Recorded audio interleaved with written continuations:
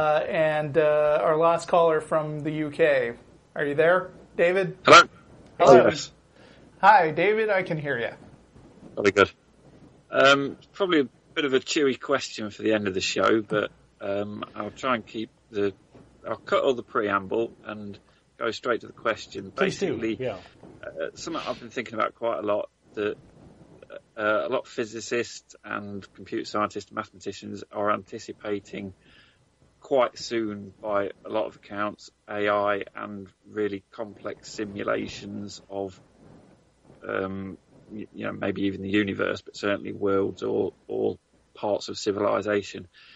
If we can do this, what are our responsibilities to the potential suffering of the intelligences or virtual beings that we create? And the reason I ask this is because what we as atheists seem to dismiss the proposition of God on the basis of his proposed goodness falling short of what we would expect of such a being. I don't know, but I have a book recommendation for you. Yeah, since this is mainly a question of philosophy and not one that has a definite answer, have you read a book called Cyberiad by Stanislav Lem? Cyberiad.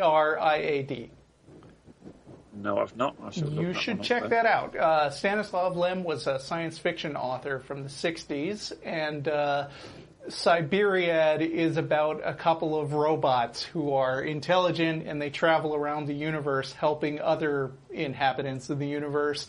And it's a lot of silly short stories, and it's a lot of good fun, but they touch on a lot of really complex philosophical issues while telling a lot of jokes at the same time. So there is stuff about like dealing with a tiny universe in a box and how we should behave towards those people, and these robots creating other artificial intelligence and arguing about how they ought to treat that. So once again, that book is Cyberiad by Stanislav Lem. Check it out.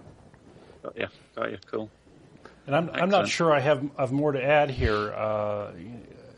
There's this question of the Turing test and how whether we can deal with or treat other intelligences and recognize other intelligences when we get there, and it's often been my thought that even if a robot is completely intelligent, that we probably wouldn't treat it very well, just given our history of anything that's different. And I think that our moral compass, our moral maturity is still pretty primitive, and we've got a long way to go. And I hope that maybe we can solve some of those questions before we get to do any real harm. Yeah. I mean, personally, I've watched a lot of Star Trek. I think Data is every bit as much worth treating decently as a person as any other member of the Next Generation crew. So we should be nice to robots when it's clear that they have real intelligence. Yeah, they're going to be our overlords someday anyway. No, they're not. They're just going to be our friends. I'm optimistic about technology. Tit for tat,